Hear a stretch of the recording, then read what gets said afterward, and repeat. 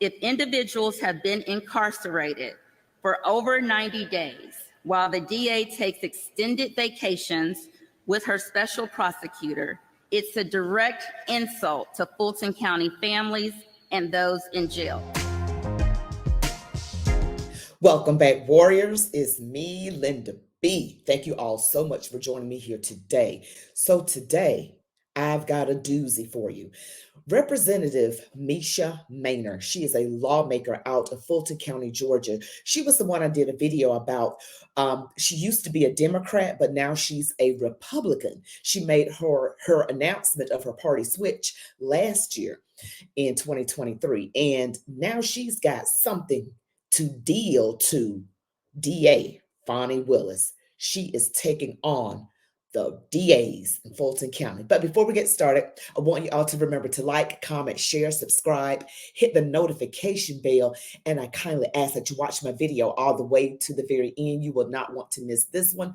Now, without further ado, let's get into it. So today, yes, lawmaker Mesha Mainor, she is announcing that she's going after the district attorneys in Fulton County. And Fulton County has seemingly been corrupt for a very long time. But I'm just going to let you all take a look at this video. I'm Representative Mesha Mainor from District 56. The need for the Prosecuting Attorneys Qualifications Commission is evident due to the actions of the Fulton County District Attorney's Office. My lawsuit against Fani Willis, Marvin Arrington, and the Fulton County Ethics Board stems from this necessity. Stalking, often misunderstood, involves repeated, unwanted behavior, causing fear or distress. It's a serious issue affecting millions annually, with most victims knowing they're stalkers. The Netflix documentary, Can I Tell You a Secret?, sheds light on this issue. Stalking behaviors include harassment, intimidation, and even violence. Despite its prevalence, misconceptions persist, hindering support for victims. Stalkers exploit various tactics, from relentless calls to spreading rumors. They often target former partners and engage in something called proxy stalking, which involves third parties. Victims endure emotional trauma, and the risk of violence is significant, especially with intimate partner stalkers. The failure to address stalking perpetuates the cycle of abuse, highlighting the importance of legal measures like the Prosecuting Attorneys Qualification Commission, or PAC. It's crucial to support victims and hold accountable those who neglect their duties, ensuring justice for everyone. Stalking is repetitive. Stalkers create a pattern of repeated unwanted attention and contact towards a person. It's an obsession I don't believe they themselves even realize. Their focus is unrelenting towards the victim. A stalker harasses and intimidates a person over and over without ceasing. Examples of stalking are showing up at someone's home or their job uninvited. If Fani Willis investigated my case, she would have spoken to my secretary at the Emory Healthcare, who would have shared with her, my stalker repeatedly came to my job to harass me. Repeatedly calling victims at unreasonable amount of times. It could be up to 50 times a day, but they'll make up excuses or lie as to why they had to call you 50 times. Stalkers will cash app you money unsolicited, and you have to block them from sending you money. Stalkers will repeatedly wait for you at your car and surprise you with the "I was just in the area." Stalkers will also call you from other people's numbers once you block them. Stalkers will leave threatening voicemails on your phone, vacillating between thoughts of undying love and hate if you do not call them back. They'll send you letters to their victim's job in an effort to try to get them fired. They will try to blackmail you. They file motions to appeal their restraining order because they truly believe they are not a stalker. Oh, she has gone through this. That's why she's, of course, She just mentioned it. She was the victim of stalking. It just brought to my mind that I experienced for a very brief time, and it did not turn into anything horrible. Someone came to my job unsolicited with flowers, and they just came to my job. And it's been so long ago. I know they came to my apartment once with flowers at my apartment at the time, a long time ago, and then on my job. But then he just went away. I don't know what happened to this young man, and don't know if he's still alive, but that happened to me a couple of times. And a friend of mine was like, okay, this is getting scary. He's showing up at your job, so but thankfully mine didn't turn into anything. Haven't heard from this person, haven't experienced anything else since then. But for some reason it did make me think about it. And stalking is serious. So if anyone is experiencing this out there, please report it to the authorities, get proper help, try not to be alone if possible, take all measures to be protected. Stalkers get other unknowing and knowing third parties to harass and intimidate you. Proxy stalking. Stalkers will stalk former spouses, friends, sexual partners, or people they sex assaulted. They spread rumors about their victims, and they do everything they can to belittle and humiliate their victims. Once they realize they can't have you, disgust for their victims sets in, and they try to destroy the person's life. When people repeat rumors they heard from a stalker, they are unknowingly participating in stalking the victim. There are approximately 13.5 million victims of stalking in the United States every year, and I want to give you a few stats. 67% know the person stalking them. They aren't strangers, as most believe. 1 in 3 women and 1 in 6 men are stalked. 16% of transgender people, 9% know their stalker from work. 75% receive unwanted calls. 57% have their stalker show up unexpectedly. 52% are surveillance. 40% are targeted by intimate partners.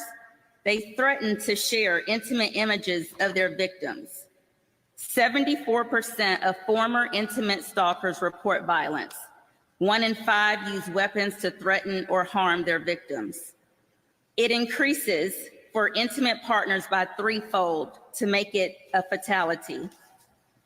22% of them will post inappropriate things and personal information of their victims online.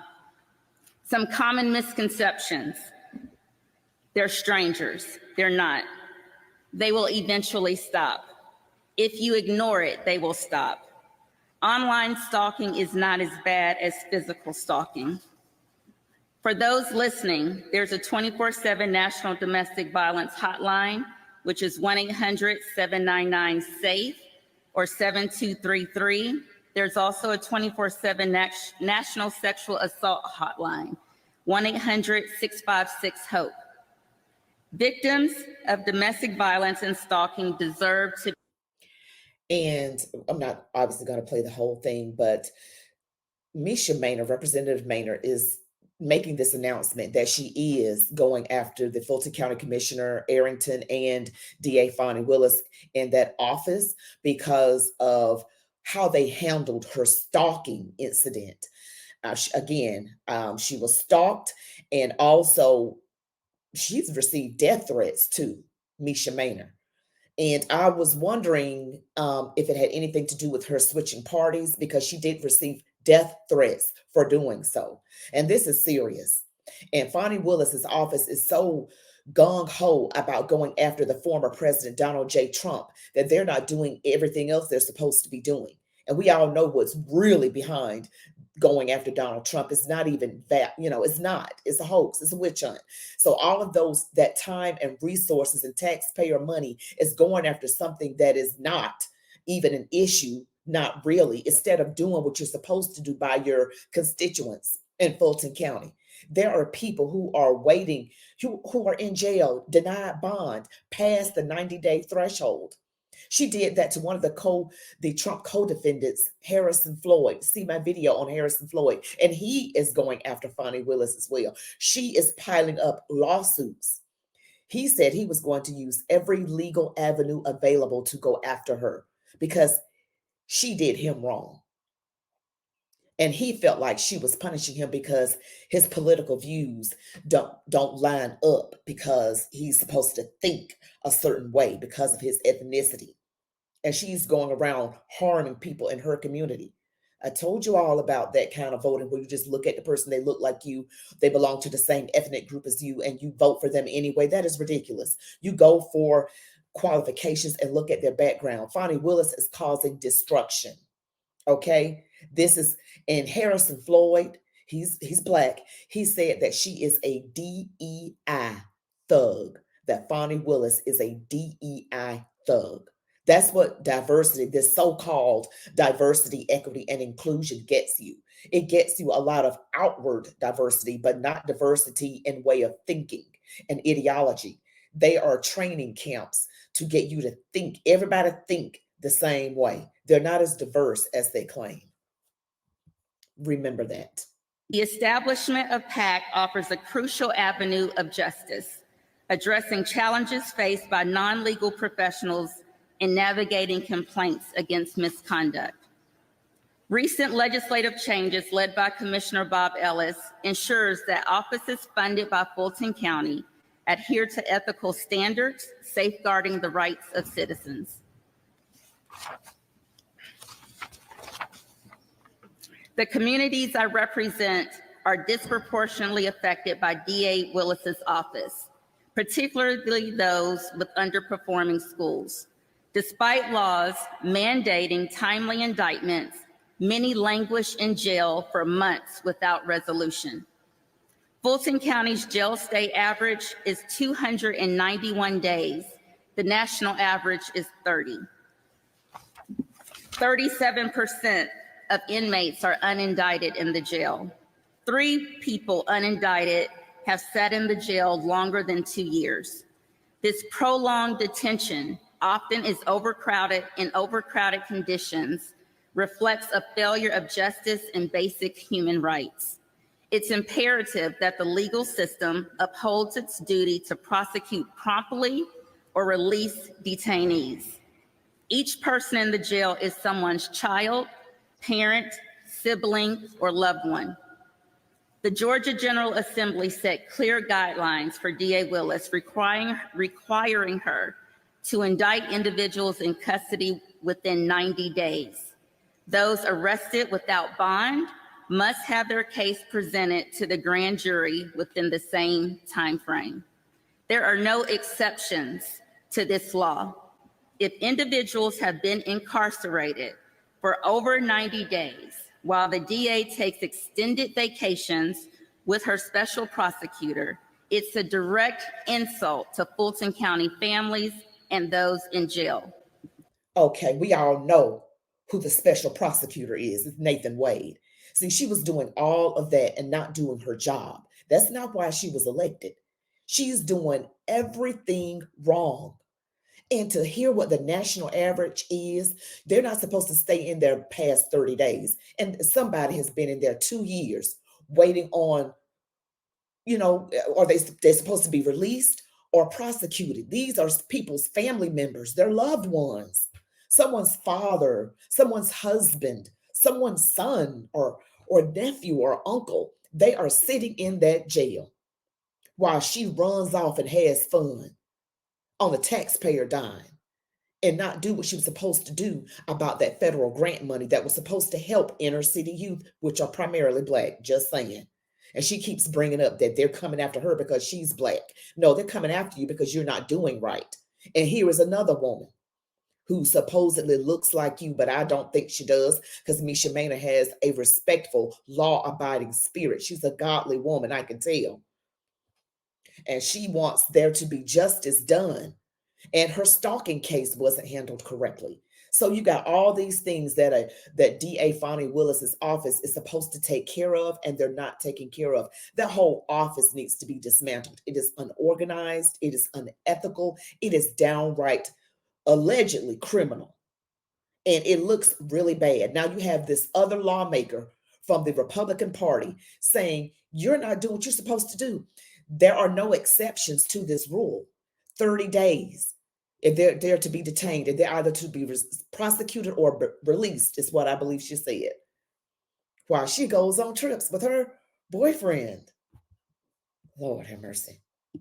Consider this: sleeping on the floor for 2 years without facing a judge is not justice. It's a glaring example of inhumane neglect, which the law is designed to rectify, either prosecute or release.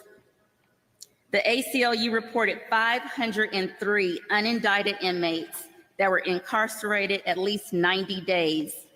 447 were sleeping on the floor. DA Willis is required to notify a judge if a person remains in jail on felony charges without indictment for more than 45 days. Sheriff Labatt faces a significant challenge with his colleague neglecting her duties, leaving him to manage an overcrowded jail. If DA Willis addressed the backlog as requested, lives could have been saved. Everyone deserves justice.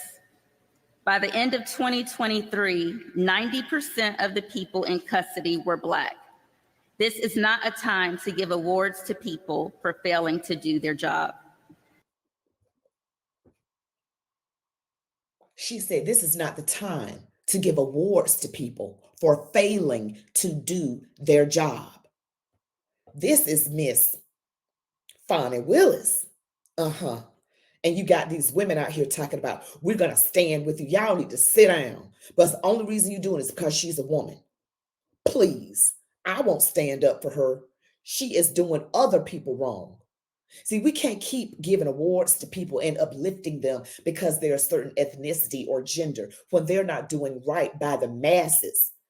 That again, that is somebody's husband, somebody's father, brother, whoever, sleeping on the floor, and they're waiting to be either indicted or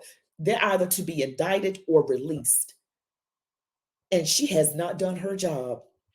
That's right, DA Fani Willis. Another YouTuber calls her fanny pack. That's right. That's what you are. You need to get to work and do what you're supposed to do.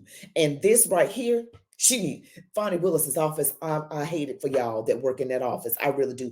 Y'all need to start looking for other employment, because this woman right here.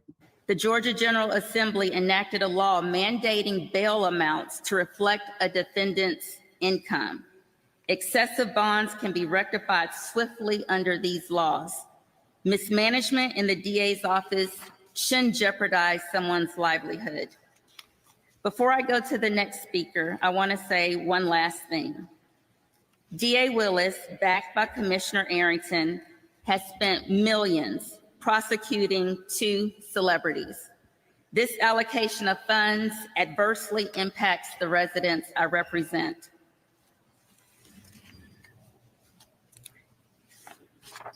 Standing up against political figures like Arrington and Willis is daunting.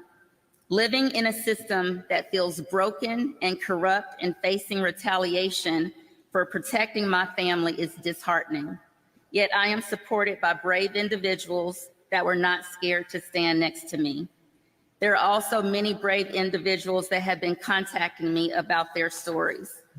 To those listening, don't hesitate to share your story.